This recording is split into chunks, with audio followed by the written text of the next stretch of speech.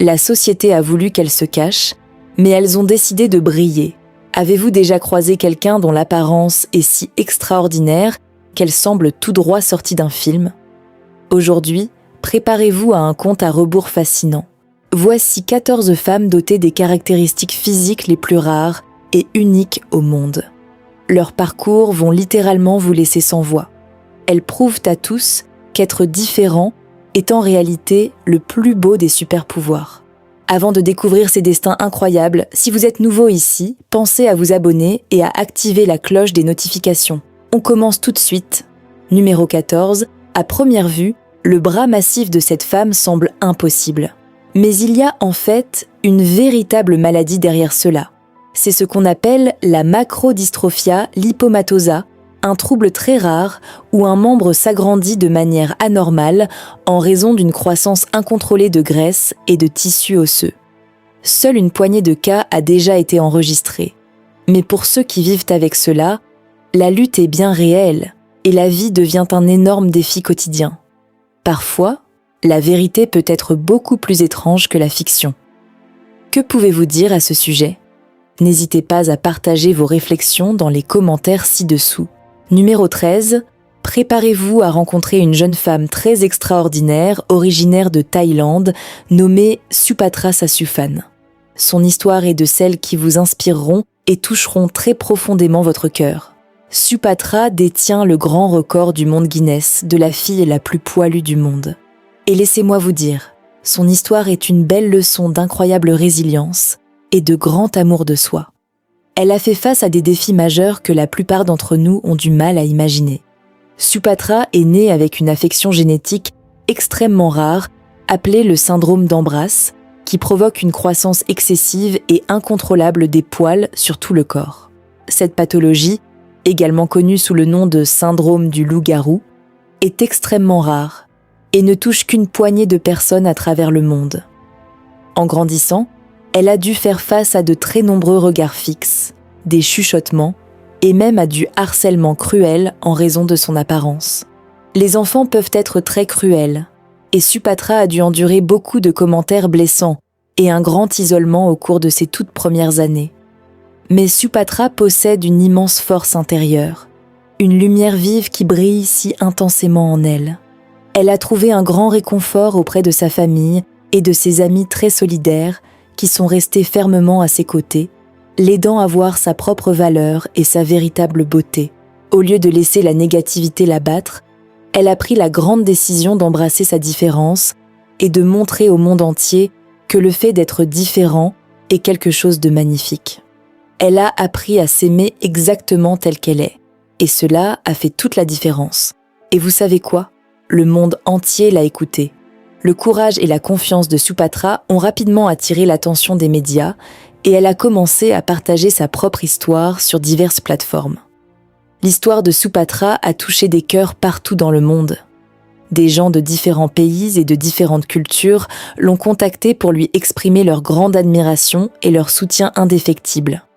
Elle est devenue une grande source d'inspiration pour les personnes de tous âges, nous apprenant à tous la grande importance de l'acceptation, de l'amour de soi et le besoin de regarder au-delà des simples apparences physiques. Son message a trouvé un fort écho chez de très nombreuses personnes, les encourageant à embrasser pleinement leurs propres différences. Le parcours de Supatra est un puissant rappel que la véritable beauté vient d'abord de l'intérieur.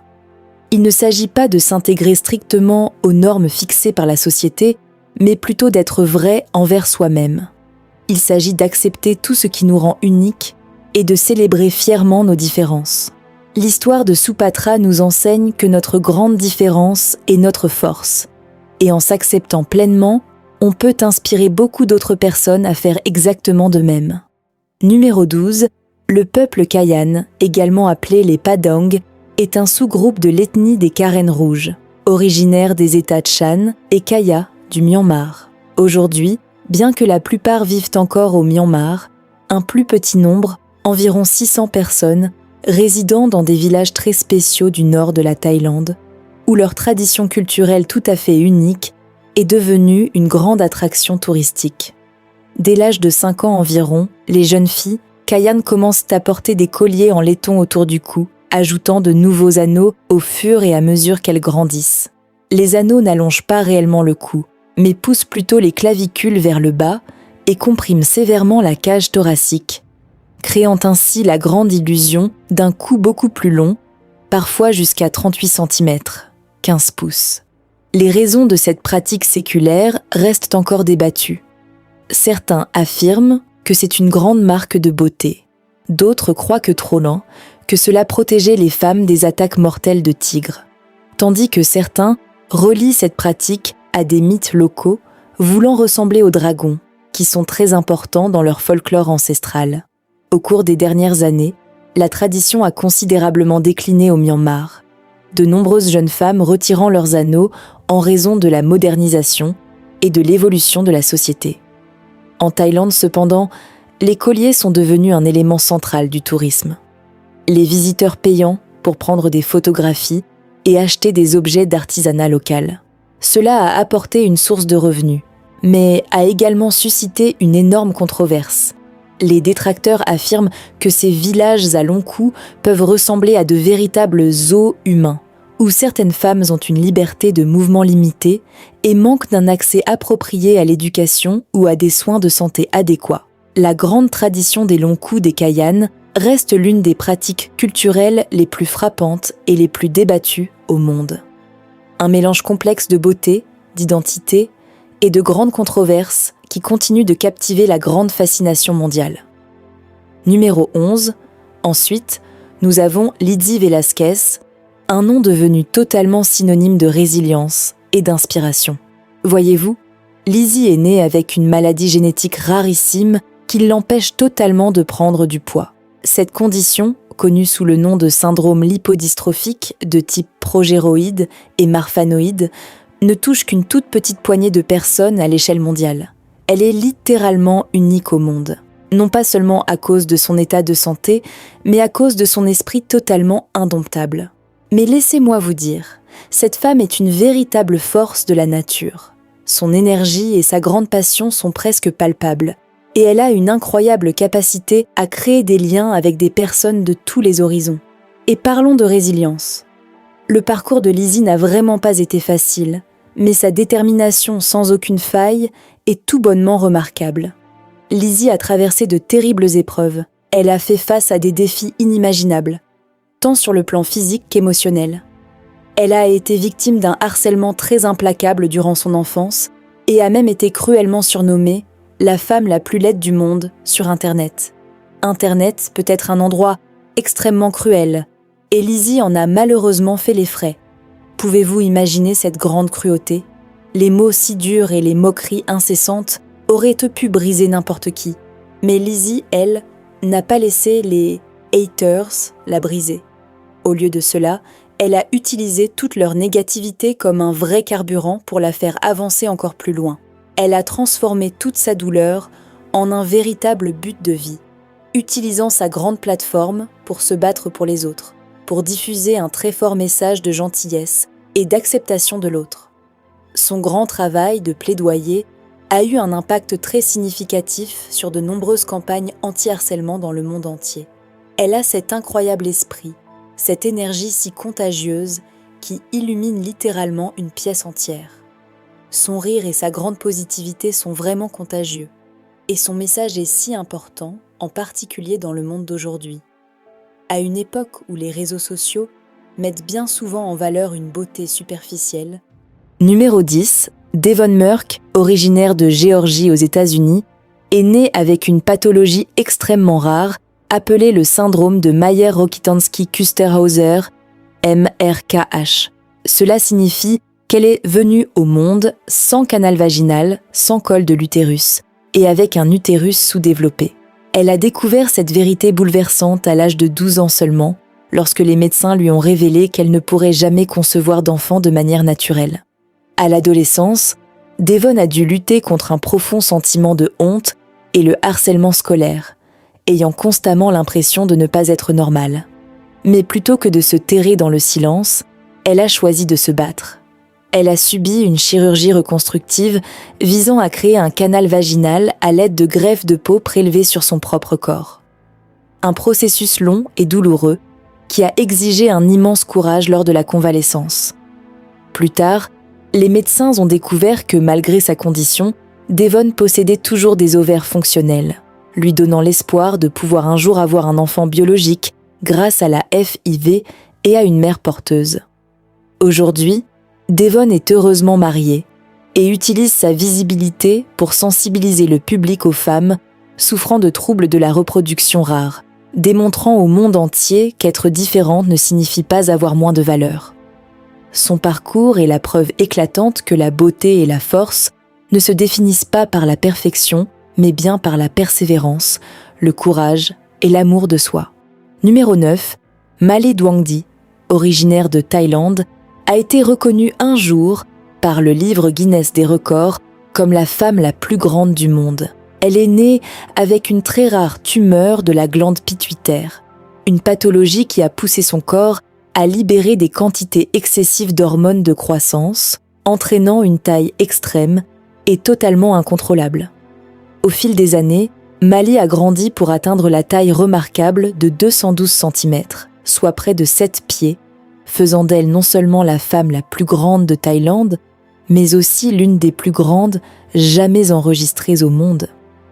Si sa taille tout à fait extraordinaire l'a rendue célèbre, elle s'est également accompagnée de très lourds fardeaux physiques. Malé souffrait d'une mauvaise vue, de très fortes douleurs articulaires et de graves problèmes cardiaques, tous directement liés à son état médical. Elle menait une vie très calme dans sa ville natale de la province de Trat, où de très nombreux habitants admiraient sa grande force et la soutenaient souvent par des dons financiers, pour l'aider à payer ses très lourds frais médicaux. Malgré ses nombreuses luttes, elle était décrite par tous comme une jeune femme très gentille et modeste, qui ne rêvait que de mener une vie tout à fait normale. Malheureusement, en 2016, à l'âge de 24 ans seulement, Malé est décédée après avoir subi une crise cardiaque foudroyante dans un hôpital local. Son décès prématuré a été un rappel très dévastateur des lourds ravages que le gigantisme peut infliger aux corps humains. Aujourd'hui, on se souvient d'elle non seulement pour sa taille record, mais aussi pour l'immense courage dont elle a fait preuve face aux nombreux défis difficiles de sa vie. Numéro 8, Uljana Semjonova est l'une des plus grandes figures du basket-ball féminin et compte parmi les athlètes féminines les plus grandes de toute l'histoire. Née en Lettonie en 1952, elle mesurait l'incroyable taille de 213 cm, soit 6 pieds 11 pouces, une taille qui la rendait pratiquement imbattable sur un terrain. Elle était également très célèbre pour sa pointure de chaussures énorme, la plus grande jamais enregistrée dans l'histoire du basket-ball féminin. Au cours des années 1970 et 1980, Semjonova a totalement dominé ce sport en tant que pivot vedette de la très redoutable équipe d'Union soviétique. Elle a mené son équipe vers 2 médailles d'or olympiques consécutives en 1976 et 1980, ainsi qu'à de multiples championnats du monde et d'Europe. Avec sa présence toujours imposante et ses compétences tout simplement imparables, elle est devenue une véritable légende qui a très rarement goûté à la défaite. Son immense influence s'est étendue bien au-delà de ses années de jeu. Uljana a été intronisée à la fois au Women's Basketball Hall of Fame et au FIBA Hall of Fame, cimentant définitivement sa place dans la grande histoire du sport. Même aujourd'hui, on se souvient d'elle non seulement pour sa taille tout à fait extraordinaire, mais aussi comme l'une des joueuses les plus dominantes que le basketball féminin ait jamais connue. Numéro 7, Carmen Smith est une influenceuse sur les réseaux sociaux âgée de 30 ans, originaire de Pasadena, en Californie, qui a été diagnostiquée avec un lymphœdème héréditaire alors qu'elle n'avait que 3 ans. Cette pathologie signifie qu'elle est née sans certains ganglions lymphatiques dans le bas de son corps, ce qui provoque un gonflement très important de ses jambes, de ses chevilles et de ses pieds, une chose avec laquelle elle doit vivre au quotidien depuis sa plus tendre enfance. En grandissant, Carmen a dû faire face à la stigmatisation et à un grand inconfort physique. Elle ne pouvait souvent pas porter de chaussures normales. Les tongs faisaient partie des rares choses qui lui allaient, et elle portait des vêtements pour cacher ses jambes ou éviter d'être prise en photo. Le gonflement causait beaucoup d'inconfort, mais le fardeau émotionnel d'être différente était tout aussi lourd à porter. Malgré cela, Carmen a progressivement commencé à se réapproprier sa propre histoire. Elle a commencé à partager sa vie ouvertement sur Instagram, posant en maillot de bain et en lingerie malgré ses gonflements, et utilisant des hashtags comme #LymphedemaWarrior et #YouEatTheCake2 pour construire une vraie communauté et gagner en visibilité. Ses publications sont brutes et absolument sans filtre. Elle montre exactement à quoi ressemblent ses jambes, avec les gonflements et tout le reste, comme un moyen de normaliser les différences très visibles et de repousser les définitions étroites de la beauté. Carmen a rassemblé des dizaines de milliers d'abonnés, plus de 48 000 sur Instagram, qui sont très inspirés par sa confiance et sa grande honnêteté. Son plaidoyer ne consiste pas seulement à sensibiliser le grand public. Il s'agit d'encourager les personnes qui sont complexées par leur corps à s'accepter, à voir ce qui est différent comme quelque chose de beau et non comme quelque chose à cacher. Elle parle également très ouvertement de ce qui l'aide à gérer sa maladie, comme la compression, les ajustements de mode de vie et le travail mental, reconnaissant que certains jours sont plus difficiles que d'autres, mais que la régularité et l'acceptation de soi sont la grande clé. Carmen rappelle à tous ses abonnés que la douleur, l'enflure et la différence physique n'effacent ni la valeur ni la beauté. Ils peuvent faire partie intégrante d'une histoire très puissante. Numéro 6, Clémentine est une jeune femme de 23 ans qui a survécu à un grave accident dans son enfance. À l'âge de 4 ans, elle est tombée dans un feu alors qu'elle jouait dans la cuisine, ce qui a gravement brûlé son visage et ses cheveux. Selon ses propres mots, son visage ressemblait à du bœuf rôti et ses yeux étaient sur le point de tomber. À la suite de ce terrible accident, elle a passé de très nombreuses années à l'hôpital et devait s'y rendre 2 fois par semaine pendant son enfance. La première couche de son visage était complètement brûlée et un os de son front a dû être retiré. Son œil était si gravement endommagé que les médecins ont dû prélever un morceau de peau de son arme pour remplacer la partie abîmée autour de son œil. Elle a failli abandonner l'école en raison de sa santé très fragile et de ses fréquentes visites à l'hôpital. Elle souffre également de très graves maux de tête qui l'empêchent de se concentrer sur ses études.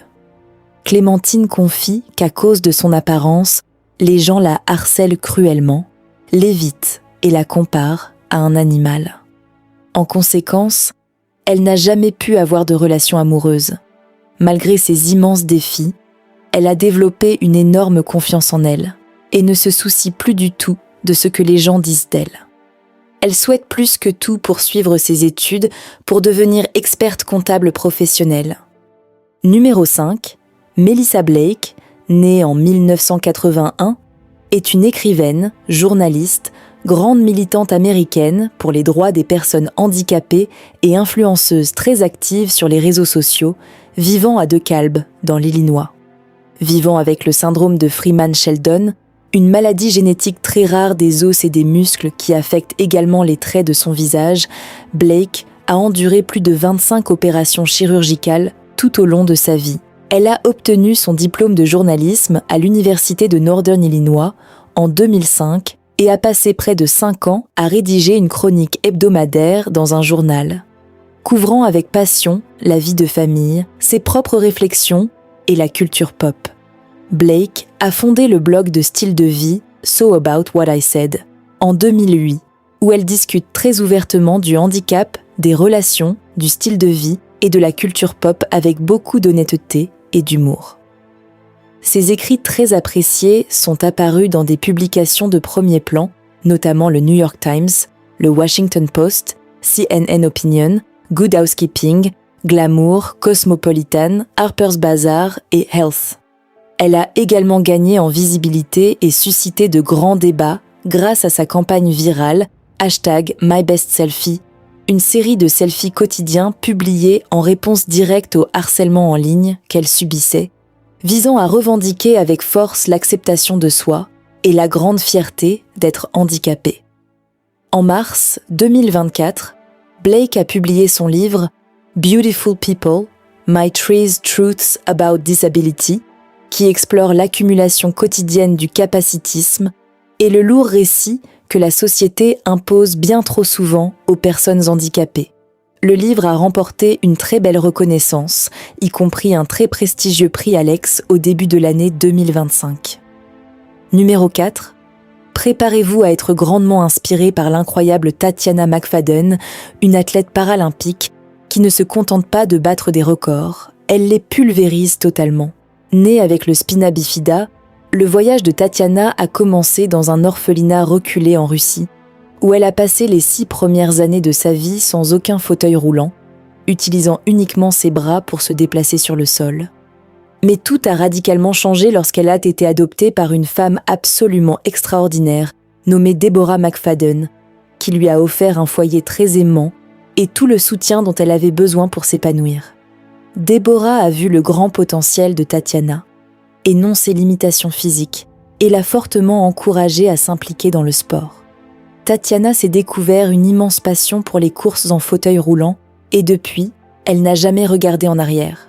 Elle a remporté l'incroyable total de 17 grandes médailles paralympiques, dont 7 médailles d'or, et elle détient de prestigieux records du monde sur de multiples distances. Mais les accomplissements de Tatiana vont bien au-delà des simples médailles et des records chronométrés. Elle est une très fervente militante pour les droits des personnes handicapées, luttant chaque jour pour plus d'inclusivité et une égalité totale pour tous. L'histoire de Tatiana est un très grand témoignage de la formidable puissance de l'esprit humain à surmonter les pires adversités et à atteindre la véritable grandeur. Numéro 3. Très bien. Commençons avec Mama Cax, une femme qui a véritablement secoué le monde de la mode avec un grand style et énormément de cœur. Elle n'était pas seulement un mannequin, elle était un véritable phare d'espoir et de grande résilience. Mama Cax était une force avec laquelle il fallait compter. Sa présence était totalement magnétique et sa confiance était incroyablement contagieuse. Cette sœur était à la fois un mannequin, une militante et une grande survivante du cancer. Elle portait de très nombreuses casquettes et les portait toutes avec grâce et puissance. Oh, et ai-je mentionné qu'elle portait une jambe prothétique, comme si de rien n'était ? Elle a transformé ce que beaucoup considéreraient comme une énorme limitation en un grand symbole de force et de beauté. Voyez-vous, Mama Cax a perdu sa jambe à cause d'un cancer alors qu'elle n'était qu'une adolescente. Ce fut une bataille très rude, mais elle en est ressortie plus forte et beaucoup plus déterminée que jamais. Pouvez-vous imaginer traverser une telle épreuve ? La grande douleur, l'incertitude, la peur immense. Mais elle a affronté tout cela de front. Et vous savez quoi ? Elle n'a pas laissé cela l'arrêter. Au contraire, elle a utilisé sa grande expérience pour alimenter sa passion et sa volonté. Elle a pleinement accepté son corps, sa jambe prothétique et tout le reste, en disant « c'est moi, le monde ». Et le monde l'a écoutée. Elle nous a montré que la véritable beauté réside dans nos imperfections. Mama Cax est devenue une vraie sensation sur les podiums, défilant avec fierté pour de grands créateurs et faisant la couverture de magazines célèbres. Elle était une véritable pionnière, ouvrant la grande voie pour que d'autres puissent suivre. Elle ne faisait pas que repousser les barrières, elle les brisait complètement. Elle a totalement redéfini ce que signifie être un mannequin et un militant. Mais Mama Cax, c'était bien plus que le simple fait de bien paraître. Il s'agissait de faire une vraie différence, de changer les mentalités. Elle a utilisé sa plateforme pour parler très ouvertement de positivité corporelle, de la représentation des personnes handicapées et de l'inclusivité nécessaire dans l'industrie de la mode. Elle était une voix puissante pour les sans-voix. Elle disait « Écoute bien, le monde, il est temps de nous représenter ». Elle a mis l'industrie au défi d'être beaucoup plus inclusive et de célébrer pleinement la diversité. Tragiquement, nous avons perdu Mama Cax beaucoup trop tôt. Son décès a laissé un grand vide dans le monde de la mode et dans le cœur de tous ceux qui l'ont connue. Mais son héritage, oh son héritage, continue de vivre très fortement. Elle a laissé une marque indélébile sur le monde entier. Une marque qui ne sera jamais oubliée. Elle nous a enseigné que la beauté se présente sous de très nombreuses formes et que nos différences sont justement ce qui nous rend spéciaux. Elle nous a montré qu'il est tout à fait acceptable d'être différent, de se démarquer, d'être unique. Mama Cax, tu nous manques, mais ton grand esprit continue d'inspirer. Ton histoire est un très grand témoignage du pouvoir de la résilience, du courage et de l'amour de soi. Merci de nous avoir si bien montré la voie. Numéro 2. Née à DeWitt, dans le Michigan, Zoé Bacha a fait son entrée dans le monde sans bras. Mais dès le premier jour, elle a prouvé que son esprit était totalement inarrêtable. Alors que la plupart des gens verraient cela comme une énorme limite, Zoé l'a considéré comme un défi à surmonter. Avec une créativité incroyable, elle a appris à faire les choses du quotidien complètement par elle-même. De l'aide apportée à sa mère dans la cuisine au brossage de ses propres cheveux et même à l'écriture en utilisant uniquement ses pieds. Mais ce qui rend Zoé véritablement extraordinaire, c'est son grand amour pour le sport. Bien qu'elle n'ait pas de bras, elle a appris à jouer au baseball, étonnant tout le monde par son talent et sa détermination sans faille. Elle frappe, elle lance et elle court en utilisant uniquement ses jambes, prouvant que la passion et la grande persévérance peuvent défier n'importe quelle limitation physique. Zoé ne s'arrête pas là. Elle a également rejoint des cours de danse, s'est essayée au karaté et continue d'inspirer les autres avec son attitude volontaire et toujours positive. Plus tard, elle a même obtenu un chien d'assistance nommé Mochi, spécialement entraîné pour l'aider dans de petites tâches pendant qu'elle continue de faire la plupart des choses elle-même. L'histoire de Zoé Bacha est un puissant rappel qu'être différent n'est jamais une faiblesse. C'est au contraire une immense source de force. Son grand courage et sa confiance montrent au monde entier qu'avec le bon état d'esprit, rien n'est jamais vraiment impossible. Numéro 1. Caitlin Dobrow n'avait que 18 ans lorsque sa vie a changé à tout jamais. En 2013, elle a été frappée par un cas rare et très agressif de méningite bactérienne, une infection mortelle qui s'est rapidement propagée dans tout son corps. Les médecins se sont battus pour lui sauver la vie, mais l'infection a causé de graves dommages aux tissus, les obligeant finalement à l'amputer des 2 bras et des 2 jambes. Pour beaucoup, cela aurait pu être la fin de leur histoire. Mais pour Caitlin, ce n'était que le tout début. Refusant de laisser son handicap la définir, elle s'est tournée vers sa grande passion pour le maquillage, utilisant la créativité comme une véritable forme de guérison. Avec des outils adaptés, des crochets prothétiques et une patience absolument incroyable, elle a appris à se maquiller toute seule.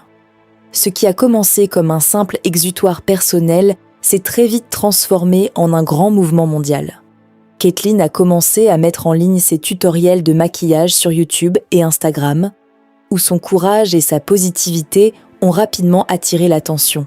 En 2019, elle comptait plus de 229 000 abonnés sur YouTube et plus de 103 000 abonnés sur Instagram, inspirant ainsi des milliers de personnes en situation de handicap à travers le monde.